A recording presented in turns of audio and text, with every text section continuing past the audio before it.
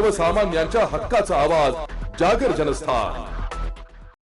Nashik road मध्यवर्ती कारागृहासमोर असलेल्या gel road मुख्य रस्त्यावरील अमूल आईस्क्रीम पार्लर दुकानात अज्ञात चोरट्यांनी चोरी केल्याची घटना 28 जून रोजी पहाटे 2 वाजेच्या दरम्यान घडली आहे। दुकानाचे पत्रे उचकावून आत प्रवेश केलेल्या चोरट्यांनी गल्ल्यातील 25 ते 30 हजार रुपयांची रोकड लांबवली आहे।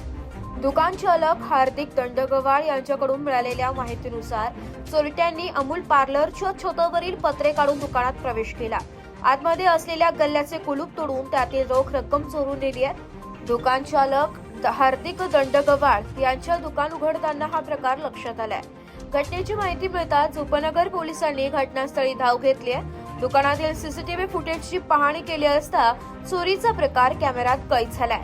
फुटेजच्या आधारे पोलिसांकडून चोरट्यांचा शोध सुरू आहे। जागर जनस्थानसाठी संदीप नवसे, नाशिक।